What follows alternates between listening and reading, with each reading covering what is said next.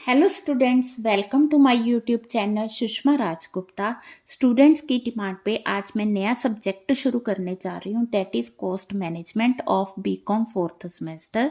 तो फिर भी अगर आपको किसी भी सब्जेक्ट में ऑनलाइन पेड कोचिंग की ज़रूरत है तो आप मुझे कांटेक्ट कर सकते हैं इस नंबर पे। ठीक है, चलिए वीडियो शुरू करते हैं।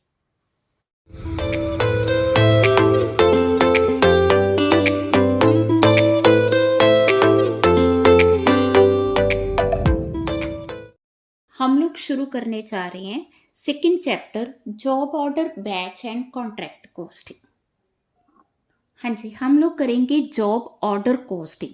सबसे पहले जॉब क्या होती है? जॉब एक स्पेसिफिक असाइनमेंट है, कॉन्ट्रैक्ट है, टास्क है, वर्क रिक्वेस्ट है ना, जो की जाती है। किसको की जाती है? किसी भी ऑर्गेनाइजेशन को की जाती है। ठीक है, ये एक तरह का काम है जो कि कस्टमर की रिक्वायरमेंट के अकॉर्डिंग एग्जीक्यूट किया जाता है। ठीक है, तो जॉब की अगर मैं बात करूं, अगर अभी तक आपको मीनिंग क्लियर नहीं हुआ तो हम बात कर सकते हैं कि जैसे कोई फर्नीचर मेकिंग है, काम करता है, हम लोग उसको अपने रिक्वायरमेंट के अकॉर्डिंग, है ना, फर्नीचर का ऑर्डर प्लेस करते हैं, तो वो जॉब ऑर्डर है। एक तो है कि वो फर्नीचर अपने अकॉर्डिंग बना रहा है और शॉप में सेल कर रहा है। ठीक है, तो एक हो गया कि कस्टमर वहां जाके ऑर्डर प्लेस करता है कि मुझे इस तरह का फर्नीचर चाहिए as per the requirement of customer. अगर वो फर्नीचर बना रहा है तो उसे हम कहेंगे जॉब है। तो वो पर्टिकुलर, उस पर्टिकुलर फर्नीचर जो कस्टमर ने रिक्वायरमेंट दी है, उसके अकॉर्डिंग फर्नीचर तैयार करने के लिए जो कॉस्ट लगेगी, that is called job order costing. तो जैसे रिपेयर शॉप का हो गया, है ना, जैसे हम कह सकते हैं इंटीरियर डेकोरेटर्स का हो गया, तो ये लोग काम करते हैं as per the requirement of the customer. ठीक है, तो इसमें उन्होंने कहा कि जो हम हर एक जॉब, जैसे ए गया, ए ने अपनी रिक्वायरमेंट बता दी, बी गया, बी ने अपनी रिक्वायरमेंट बता दी, सी गया, सी ने अपनी रिक्वायरमेंट बता दी। अब ए की जो रिक्वायरमेंट है उसके अकॉर्डिंग कॉस्ट अलग होगी, बी की कॉस्ट अलग होगी, सी की कॉस्ट अलग होगी। ठीक है, तो हर एक जॉब की कॉस्ट को सर्टेन करना जॉब ऑर्डर कॉस्टिंग कहलाता है। ये स्पेसिफिक ऑर्डर कॉस्टिंग भी है, जो मैंने आपको बताया कि जो कस्टमर की स्पेसिफिकेशन के अकॉर्डिंग तैयार किया जाता है। हर एक जॉब को एक कॉस्ट यूनिट माना जाता है। ए की रिक्वायरमेंट को इसकी एक कॉस्ट यूनिट हो गया जिसकी हमने कॉस्ट डिसाइड करनी है। ठीक है, बी की जो रिक्वायरमेंट है उसके अकॉर्डिंग कॉस्ट कैलकुलेट करना, ये एक अलग कॉस्ट यूनिट हो गया। ठीक है, कहाँ पे अप्लाई होता है वैसे तो आपको पता चल ही गया, बट जॉब ऑर्डर कॉस्टिंग जो है वहाँ अप्लाई होता है जहाँ पे मैन्युफैक्चरर जो है कस्टमर की रिक्वायरमेंट के अकॉर्डिंग गुड्स तैयार करता है, या जहाँ पे उनको रॉ मटेरियल कस्टमर सप्लाई करता है और उसके अकॉर्डिंग चीज़ तैयार की जाती है या रिपेयर्स की जाती है, या जो गुड्स बनाई जाती हैं वो स्टॉक पर्पस के लिए नहीं बल्कि immediate delivery as per the जो है कस्टमर रिक्वायरमेंट होती है। इंटरनल कैपिटल एक्सपेंडिचर जॉब्स के केस में जॉब ऑर्डर कॉस्टिंग की जाती है। ठीक है जी, अब जॉब ऑर्डर कॉस्टिंग का मेन ऑब्जेक्टिव क्या है? ये कॉस्ट ऑफ प्रोडक्शन जो है फाइंड आउट करने में मदद करता है। ये मैनेजमेंट को एस्टिमेट्स करने में मदद करता है। ये मैनेजमेंट को ऑपरेशनल इनएफिशिएंसीज खत्म करने में मदद करता है, और ये वर्क इन प्रोग्रेस की वैल्यूएशन करने में भी हेल्प करता है। हाँ जी, procedure of job order cost system. तो इसका प्रोसीजर क्या है? ठीक है, सबसे पहला स्टेप होगा रिसीविंग एन इंक्वायरी। ठीक है, सबसे पहले कस्टमर पूछता है कि बताओ जी, हमने ये चीज़ तैयार करवानी है, जैसे फर्नीचर ही ले लो, तो उसका प्राइस क्या होगा, क्वालिटी क्या होगी, और कितनी देर में आप ऑर्डर जो है वो कंप्लीट करोगे। Estimation of the price of the job. अब जो कॉस्ट अकाउंटेंट है वो देखेगा as per the requirement of the customer कि इस प्रोडक्ट की, है ना, जो ऑर्डर किया हुआ प्रोडक्ट है, इसकी कॉस्ट कितनी आएगी। उसके बाद ऑर्डर रिसीव किया जाएगा, फिर उस ऑर्डर को पूरा किया जाएगा, है ना, प्रोडक्शन की जाएगी। ठीक है जी, प्रोडक्शन के बाद फिर हम कॉस्ट की रिकॉर्डिंग करेंगे, कितना हमने मटेरियल यूज़ किया, कितनी हमने वेजेस उस पे लगे और कितना ओवरहेड लगे। हाँ जी, देन है कंप्लीशन ऑफ जॉब। फिर जॉब कंप्लीट होगी, जॉब कंप्लीट होने पे है ना, फिर देखा जाएगा कि कोई इनएफिशिएंसी तो नहीं है, एफिशिएंसी कितनी है, इनएफिशिएंसी कितनी है। एट द एंड हम देखेंगे कि हमें प्रॉफिट हुआ या लॉस हुआ। अगर हम ये कहें कि कॉस्ट एलिमेंट्स कौन से हैं, तो ऑब्वियस है 3 ही कॉस्ट एलिमेंट है। एक है मटेरियल कॉस्ट, जितना हम उसमें मटेरियल यूज कर रहे हैं उसकी कॉस्ट क्या है। सेकंड आ गया लेबर कॉस्ट, लेबर डायरेक्ट हो सकती है, इनडायरेक्ट हो सकती है, ठीक है। अब जो नॉर्मल आइडियल टाइम है इसको हम रेगुलर कॉस्ट लेके चलते हैं, ठीक है। और जो एबनॉर्मल आइडियल टाइम है उसको हम लॉस लेके चलते हैं और वो P&L में डेबिट होगी। हाँ जी, तीसरा एलिमेंट ऑफ कॉस्ट आ गया ओवरहेड कॉस्ट, ठीक है। ओवरहेड मैन्युफैक्चरिंग भी हो सकते हैं, एडमिनिस्ट्रेशन ओवरहेड और सेलिंग ओवरहेड हो सकते हैं, ठीक है। अब है प्रैक्टिकल। हाँ जी, प्रैक्टिकल है, फर्स्ट एग्जांपल लेके चल रही हूँ। ऊपर हमने कॉस्ट शीट लिखना है। आप लोगों को याद होगा जो थर्ड सेमेस्टर में हमने कॉस्ट शीट तैयार की थी, बिल्कुल उसी तरह से होगी।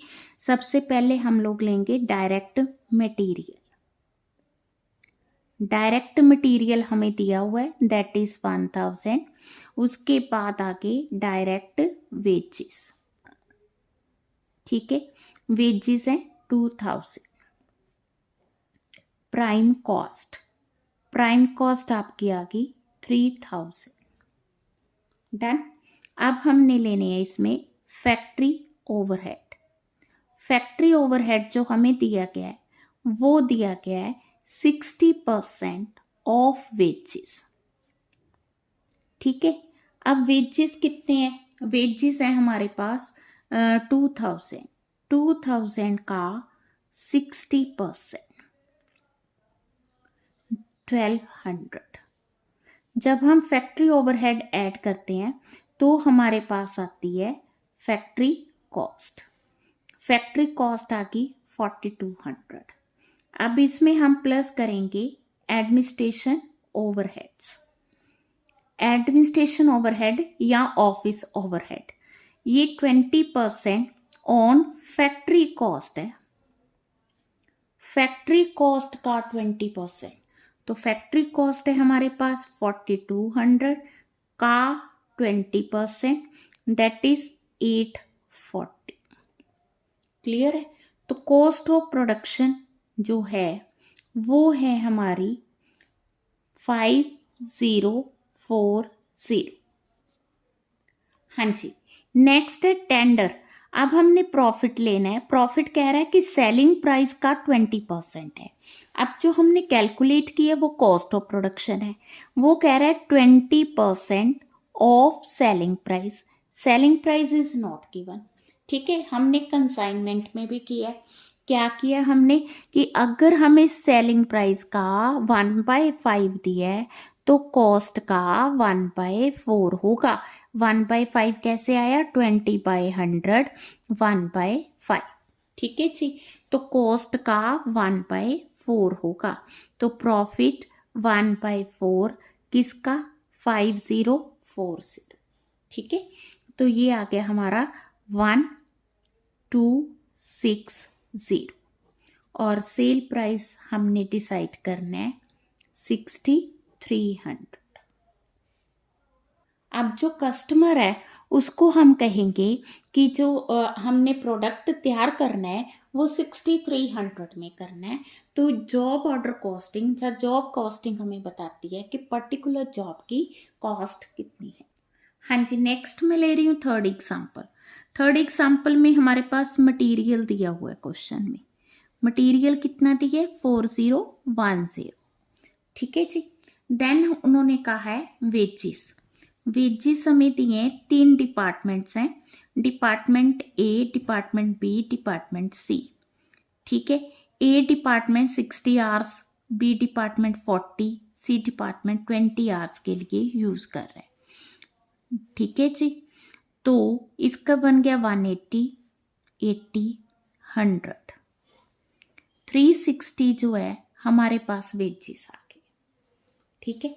इसके बाद आ गया हमारे पास ओवरहेड्स।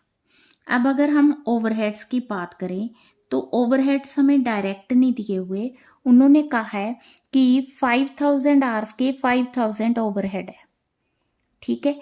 तो एक आर के ओवरहेड्स कितने होंगे, ठीक है। ए डिपार्टमेंट जो है उसके 5000 आवर्स के 5000 ही हम लोग कह सकते हैं ओवरहेड है।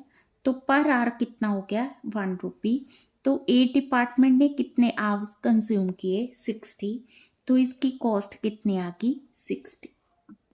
हाँ जी, जो बी डिपार्टमेंट है उसकी हमें cost the 3000 for 1500 hours, 3000 for 1500 hours.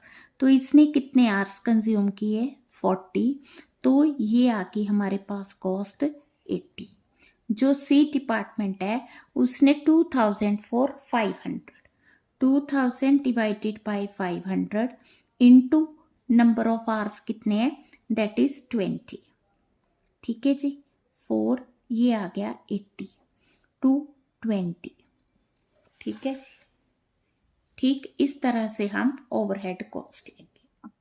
हाँ जी, वो कह रहा है कि fixed expenses 20,000 for 10 hours, 10,000 hours, ठीक है। जो फिक्स्ड एक्सपेंसेस हैं वो 20,000 रुपीज हैं फॉर 10,000 आवर्स, ठीक है। तो हमारे पास कितने आवर्स हैं दैट इज 120।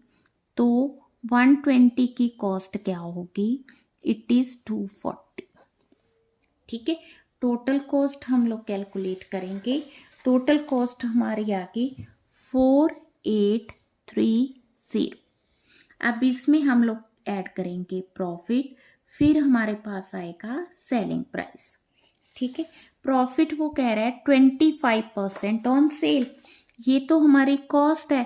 प्रॉफिट दी है 1/4 ऑन सेल्स।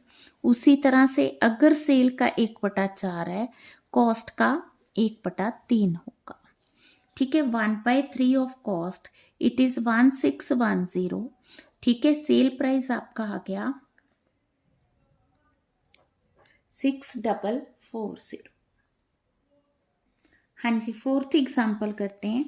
तो इसमें हमें मटेरियल दिया हुआ है, डायरेक्ट मटेरियल, ठीक है। मटेरियल दिया हमें department wise, there are 3 department A B C. तो यहाँ पे हम टोटल ले लेंगे। मटेरियल दिया हमें 4000, 1000, 1500, 6500।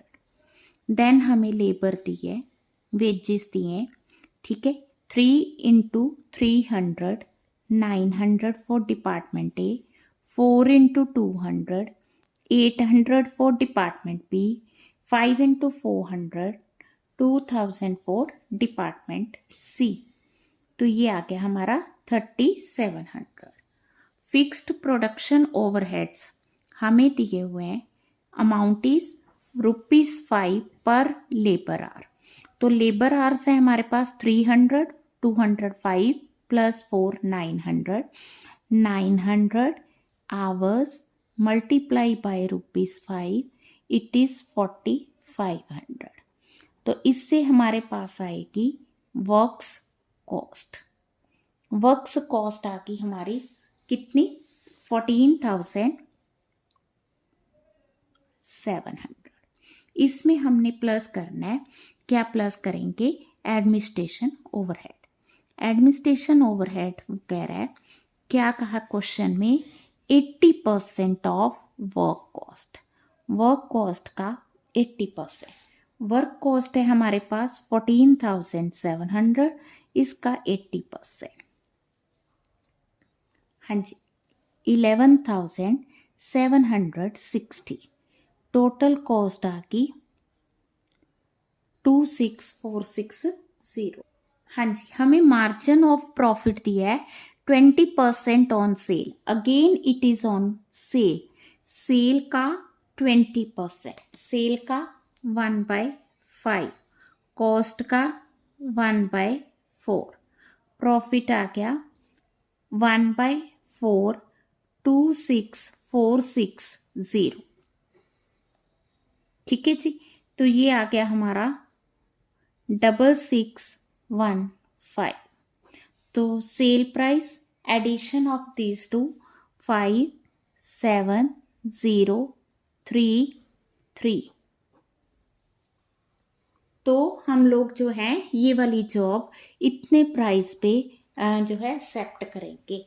तो सेल प्राइस आ गया 33,075। ठीक है जी, तो ये थी जॉब कॉस्टिंग। नेक्स्ट वीडियो में हम लोग बैच कॉस्टिंग करेंगे। अगर आप में से किसी ने किसी भी सब्जेक्ट की ऑनलाइन पेड कोचिंग लेनी है तो उसके लिए आप मुझे कांटेक्ट कर सकते हैं 9056612574।